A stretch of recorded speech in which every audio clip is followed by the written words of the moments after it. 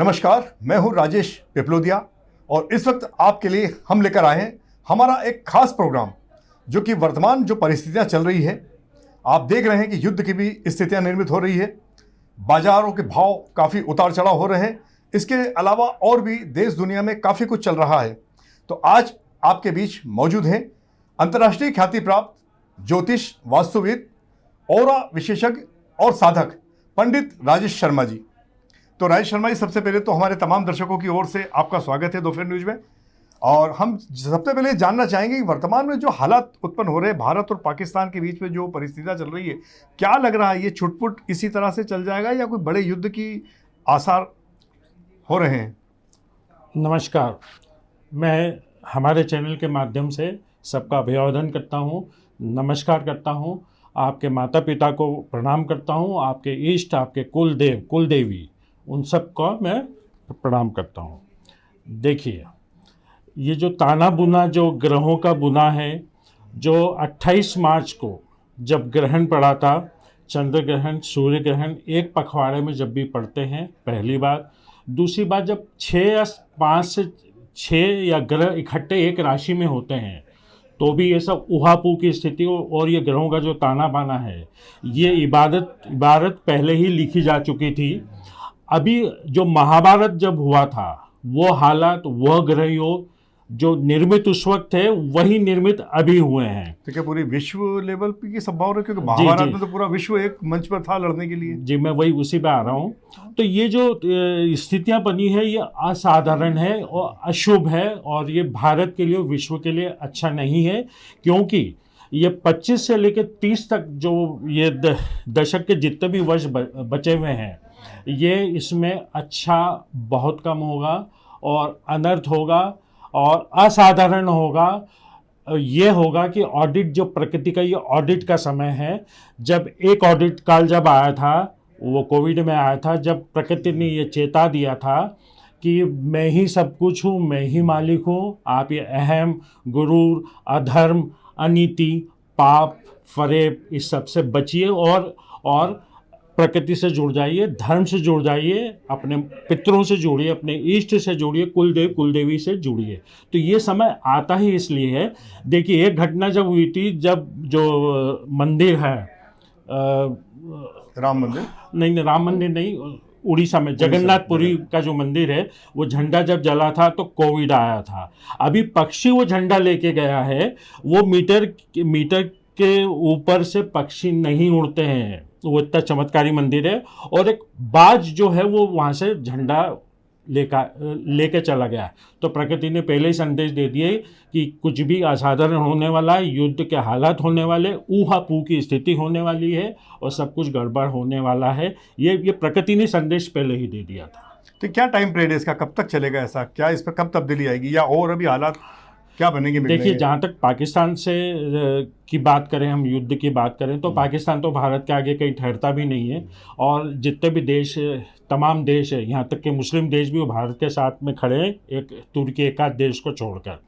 तो जहाँ तक मेरा जो कैलकुलेशन है कि इस महीने के अंत तक ही इसका, पाकिस्तान का फैसला 3-4 टुकड़ों में पाकिस्तान बढ़ जाएगा, उसके कर्मों का फल मिलेगा। और देखिए, सबसे बड़ी बात, जब शनि, ये वो समय है जब 4 मुख्य ग्रह, ऐसा सदियों में होता है कि 4 ग्रह अपनी राशि बदली है 29, और अभी 14 को, 18 को बृहस्पति बदलेंगे, राहु केतु अपनी राशि बदलेंगे। तो ये 4 ग्रह की राशि परिवर्तन असाधारण है, ग्रहण असाधारण है और मीन राशि में जा रहे हैं। मीन मतलब पानी, मछली मतलब मीन, और पानी, मछली कहाँ रहती है? जल में रहती है। तो शनि जब उस राशि में जाते हैं तो वो न्याय करते हैं। तो ये पाकिस्तान को भी जो है ना, इसके पापों की सज़ा मिल रही है या न्याय मिल रहा है। और जितने भी हमारे दर्शकगण हैं, जितने भी दुनिया में लोग हैं जो न्याय से वंचित है, जिन्होंने जुर्म झेला है, जिनके साथ अच्छा नहीं हुआ, अब शनिदेव 30 वर्षों का न्याय करेंगे। ये सबके साथ होगा। कोई भी पापी नहीं बचेगा, कोई भी अधर्मी नहीं बचेगा, कोई भी अनीति नहीं बचेगा, क्योंकि शनिदेव है वो न्यायाधीश है, वो न्याय करते हैं। उनका न्याय भले धीरे होता है क्योंकि वो शनि चलते हैं, वो ग्रह ही सबसे सुस्त ग्रह हैं। तो शनि न्याय करेंगे। यकीन मानिए हम बहुत सारे बदलाव हम आने वाले समय में ये 25 से 30 तक बहुत सारे न्याय हम देखने वाले हैं शनिदेव के। ये तो रही युद्ध की बात, पर जी। अभी जो प्राकृतिक उतार चढ़ाव बहुत कुछ चल रहा है। अभी देखा कि 139 साल का बरसात का रिकॉर्ड इस वक्त टूट चुका है। धुआं, आंधी, तूफान चल रहा है, जगह जगह पेड़ उखड़ रहे हैं, तो प्रकृति का भी कहीं ना कहीं नुकसान हो रहा, पुरुष मतलब व्यक्तियों का तो हो ही रहा है। तो ये प्राकृतिक आपदा को भी क्या इसी से जोड़कर देखा जा रहा है? देखिए बिल्कुल सत्य बात है। ये 4 ग्रह जब राशि और गुरु हो रहे हैं अतिचारी, गुरु का अतिचारी होना, 6 साल के लिए अतिचारी होना, ये भी मामूली घटना नहीं है। ये भी महाभारत के समय ये सब गुरु जब भी अतिचारी हुए थे, तो गुरु का अतिचारी होना मतलब गुरु तेज गति से चलते हैं, थोड़े रुष्ट होकर तेज गति से चल रहे हैं। अतिचारी होना मतलब तेज चल रहे हैं, वो अपनी स्पीड से तेज चल रहे हैं वो। और दूसरा, क्योंकि जब जब ग्रहण एक पखवाड़े में, मतलब एक पखवाड़े मतलब एक महीने में 2 जब भी ग्रहण पड़ते हैं इकट्ठे ग्रह, जब कोविड के समय में 6-7 ग्रह इकट्ठे हुए थे, अभी भी वही स्थिति निर्मित हुई है।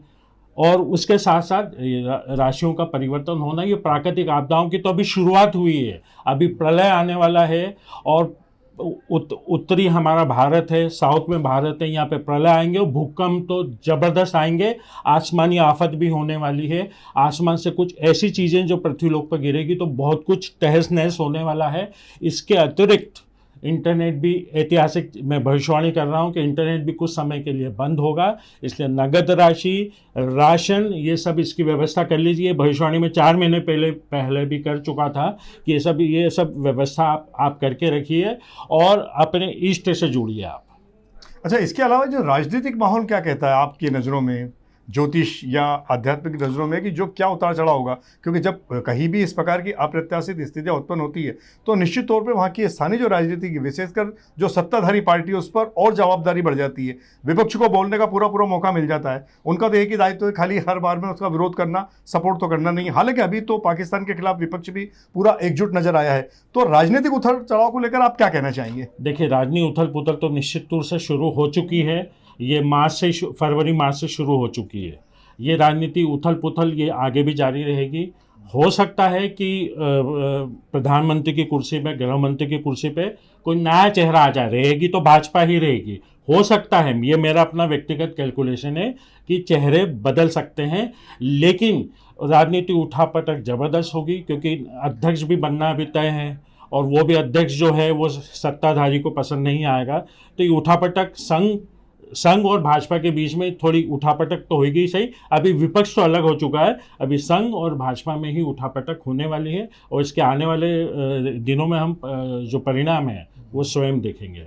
अभी वर्तमान में महंगाई को लेकर क्या कहना चाहिए? क्योंकि महंगाई तो काफ़ी बढ़ चुकी है, विशेषकर वस्तुओं के भाव तो बढ़ रहे हैं, नो डाउट। इसके अलावा तेल की कीमतें लगातार बढ़ती जा रही है, और ख़ास जो देश की पूरी एक बड़ी आर्थिक जो कसावट होती है या बनावट या ताकत जिसे कहते हैं, सोना और चांदी, वो बिल्कुल मतलब कहते हैं कि बिल्कुल भयंकर, अभी तो आसमानी भाव छू रहे हैं। अच्छा, एक और ज्योतिषी उन्होंने किसी निजी समाचार पत्र के अंदर छापा था कि सोना कृपया इतना ना खरीदिए, ये एकदम डाउन होकर हो सकता है 50-60 के दशक पे आ जाए। तो आज तक सोने का रिकॉर्ड तो इतना नहीं है कि सोना एकदम कभी गुलाटी खाया हो। तो आप क्या कहना चाहेंगे इस विषय में? सोना अभी और बढ़ेगा या थोड़ा बहुत स्थिर रहेगा, घटेगा? देखिए, जहाँ तक कि महंगाई की बात है, अभी तो महंगाई का बम फूटने वाला है। ये सरकार जो भी माने, देखिए मैं राजनीति में कोई दिलचस्पी नहीं रखता हूँ, मैं विशेष रूप से पत्रकार हूँ और एक ज्योतिष हूँ। देखिए, ये तो सबको जानते हैं कि ये सरकार महंगाई को काबू पाने में अक्षम रही है, असफल रही है। आज बहुत परेशान हैं लोग रोजगार को लेके, महंगाई को लेके। अभी स्थितियां भी विपरीत हो चुकी है, क्योंकि युद्ध की स्थिति हो रही है और प्राकृतिक आपदाएं जो हो रही है, इससे मौसम की मार से फसलें भी चौपट होने वाली हैं। तो ये तो मान के चलना ही होगा, हमें प्रिपेयर्ड होना पड़ेगा कि महंगाई तो और बढ़ने वाली है, बेरोजगारी भी और बढ़ने वाली है, इसके लिए हमें तैयार रहना पड़ेगा। अब आ जाए हम सोना चांदी के ऊपर। देखिए, गुरु जब अतिचारी हो रहे तो सोने का कम होने का तो प्रश्न होता ही नहीं है। और हम पिछले 50 सालों का भी इतिहास सोने का देख लें तो आज तक कभी सोने का भाव इतना कम नहीं हुआ है। अधिक से अधिक वो कम होगा तो 8 से 10% कम होगा, इससे नहीं होगा। ये 4 महीने पहले मैंने अन्य चैनल और एक समाचार पत्रिका में भी मैं भविष्यवाणी कर चुका था कि शेयर मार्केट तबाह होगा और सोना जो है वो आसमान छुएगा। तो सोना तो अभी और जाएगा। मेरे कैलकुलेशन के हिसाब से इस साल के अंत तक या अगले 6 महीने 26 तक सोना 1,30,000 होगा, और निश्चित रूप से होगा। चलिए, काफ़ी मतलब इसका मतलब ये कि दर्शकों को चाहिए जो सक्षम है वो सोना खरीद लेवे। क्योंकि सोना ही सब कुछ है। अच्छा, इसके अलावा आप और भी देश दुनिया को लेकर क्या कहना चाहेंगे? आगे क्या उथल पुथल होगी? तो भारत की बात होगी, पाकिस्तानी, बाकी और इसके अलावा देश दुनिया में क्या होने वाला है? देखिए, इस वक्त जो ये हालात जो बने हुए हैं, प्राकृतिक आपदाएं, हिंदुस्तान के अलावा सबसे बड़ा नुकसान तो विदेशों में होने वाला है, विशेषकर यूएसए, यूके और कनाडा। यहाँ पर प्राकृतिक आपदाएं ज़बरदस्त होंगी, सुनामी आएंगी, और आने वाले समय में ये तट के आसपास जितने भी शहर में, पूरी दुनिया की बात कर रहा हूँ भारत सहित, कि ये तट ही ख़त्म होने वाले हैं, यहाँ के आसपास की बस्तियाँ ही ख़त्म होने वाली, क्योंकि प्रकृति अपने रौद्र रूप में आ चुकी है। वो हम इंसानों से वो नाखुश है, और इसलिए जब ये प्राकृतिक आपदाएं आती है तो इसका सीधा सा संदेश है कि आप ईश्वर से जुड़िए, धर्म से जुड़िए, ईमानदार रहिए, खुद के प्रति ईमानदार रहिए, समाज के प्रति ईमानदार रहिए, परिवार के प्रति ईमानदार रहिए और देश के प्रति ईमानदार रहिए। जो व्यक्ति ऐसा करेगा और अपने इष्ट से, अपने कुल देवी और अपने पितरों की कृपा पाता रहेगा, उनकी पठन पूजन करता रहेगा, तो यकीन मानिए कि उसका बाल वाका भी नहीं होगा। नहीं तो शनिदेव भी रुद्र रूप में है, गुरु अतिचारी है, और राहु केतु शनि के हाथ पैर है, वो किसी को नहीं छोड़ते हैं, ये यकीन मानिए, और ज़बरदस्त होगा। और मैं एक चीज़ भविष्यवाणी और करना चाह रहा हूँ, हमारे जो अभी वर्तमान जो मुख्य न्यायाधीश है सुप्रीम कोर्ट के, वो तो अभी रिटायर हो ही रहे हैं, लेकिन जो गवई नए जज आ रहे हैं वो भी इतिहास रचने वाले हैं भारत के सुप्रीम कोर्ट के इतिहास में। वो बहुत न्यायप्रिय है, वो संतोषी भी हैं क्योंकि पिछड़े वर्ग से वो ताल्लुक़ रखते हैं, और न्यायप्रिय है। जितने भी लंबित केस है वो बहुत कुछ सुप्रीम कोर्ट का जो प्रोटोकॉल है वो कुछ बदलने वाले हैं, और वो न्याय ही करेंगे। लंबित मामले जितने हैं उनका भी वो अध्ययन करके उनका भी पटापेक्ष करेंगे, और मैंने कहा न्यायप्रिय है तो वो न्याय ही करेंगे, क्योंकि न्यायाधीश कौन है? शनिदेव है, वो शनि के रिप्रेजेंटेटिव है न्यायाधीश। काफ़ी अच्छी जानकारी दी राजेश जी आपने, आपका धन्यवाद। तो ये थे राजेश शर्मा जी, जो कि हम आगे भी कभी आवश्यकता पड़ने पर इन्हें पुनः आमंत्रित करेंगे। इन लोगों ने जो भी अभी फिलहाल आपके बीच भविष्यवाणी की है, आप अपने स्तर पर उस भविष्यवाणी पर कितना यकीन करते हैं, नहीं करते हैं, ये आपका अपना विषय। इस कार्यक्रम को लेकर हमारा ये उद्देश्य कदापि नहीं है कि हम किसी प्रकार का कोई डर या दहशत उत्पन्न कर रहे हैं। ये आकलन है, ज्योतिष सटीक भविष्यवाणी है, जो ऐसा हो सकता है, कंफर्म नहीं कि ऐसा हो ही जाएगा, ये मैं अपनी तरफ से कह रहा हूँ। दूसरी चीज़ इन्होंने काफ़ी अच्छी कही है कि भाई ईश्वर से जुड़िए, अपने कुल देवता से जुड़िए, कुल देवी से जुड़िए, अपने पितरों से जुड़िए, क्योंकि सारे संसार को ही नहीं, पूरे विश्व को, पूरे ब्रह्मांड को चलाने वाली ये केवल 3 शक्तियाँ ही हैं। तो निश्चित तौर पर आप हमारे इस कार्यक्रम से प्रेरणा लेंगे।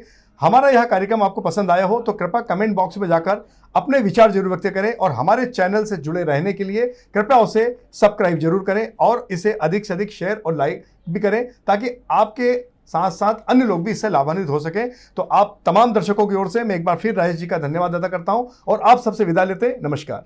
नमस्कार। मैं एक चीज़ जाते जाते एक चीज़ और बोलना चाहता हूँ। देखिए, ज्योतिष जो है ये भोलेनाथ का वरदान मिला है ज्योतिष गण को, उनकी रोजी रोटी के लिए भोलेनाथ का ही वरदान है।